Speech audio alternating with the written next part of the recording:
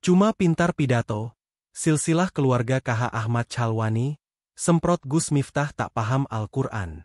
Nama KH Ahmad Chalwani Nawawi, pengasuh pondok pesantren An-Nawawi, Purworejo, Jawa Tengah, mendadak menjadi perhatian publik setelah pernyataannya tentang Gus Miftah.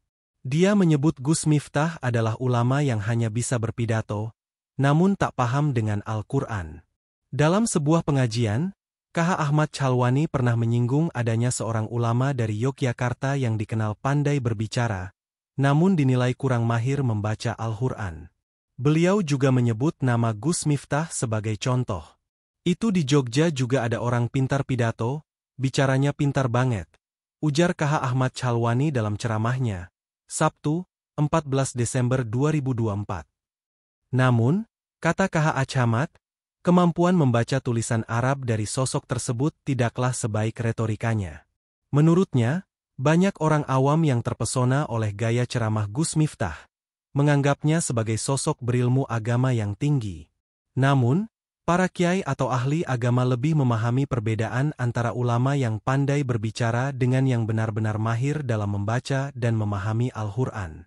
Orang bodoh tahunya orang itu alim, tapi kiai kan paham kalau dia baca Arab pada keliru-keliru, tegas KH Ahmad Chalwani. Dia pun heran karena Gus Miftah kerap diundang ke berbagai acara pengajian.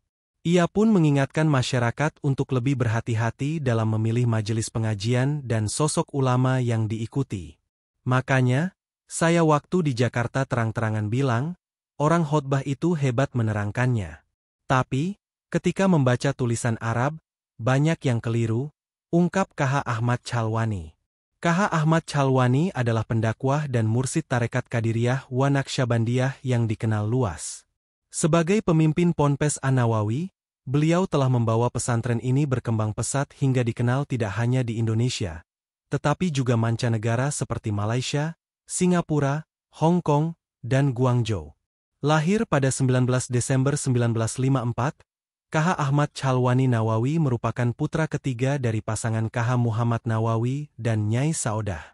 Sejak kecil, beliau tumbuh dalam lingkungan pesantren dan melanjutkan pendidikan di beberapa pondok pesantren ternama, seperti Ponpes Al-Munawir Krapyak, Yogyakarta, dan Ponpes Hidayatul Mubtadiin Lirboyo, Kediri. Pada tahun 1982, setelah wafatnya sang ayah, KH Muhammad Nawawi, beliau dipercaya memimpin pondok pesantren An-Nawawi. Di bawah kepemimpinannya, pesantren ini mengalami perubahan signifikan, termasuk penggantian nama dari Raudlatul Thulab menjadi Ponpes An-Nawawi pada 6 Januari 1996.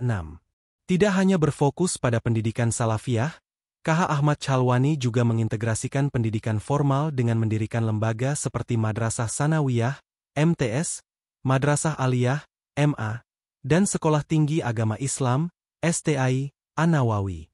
Saat ini, lebih dari 2.000 santri dari dalam dan luar negeri menimba ilmu di pesantren tersebut. Sebagai pendakwah, KH Ahmad Chalwani Nawawi aktif menyebarkan ajaran Islam ke berbagai daerah dan negara. Dai muda dari pesantren ini juga rutin dikirim ke daerah-daerah terpencil untuk berdakwah. Ikhwan tarekatnya bahkan tersebar hingga Johor Bahru, Malaysia. Beliau terus menjaga warisan ayahnya, KH Muhammad Nawawi Shiddiq, yang menjadi pemrakarsa Jam'iyah Ahli Tarikah Al-MU Tabarah. Dalam perannya sebagai mursid tarekat Qadiriyah wa Naqsyabandiyah, beliau membimbing ratusan ribu jamaah dari berbagai wilayah di Indonesia, mulai dari Jawa Tengah hingga Kalimantan dan Sumatera. KH Ahmad Chalwani Nawawi menikah dengan Nyai Siti Saadah, putri KH Ahmad Abdul Haq Dalhar, pengasuh Ponpes Darussalam, Muntilan.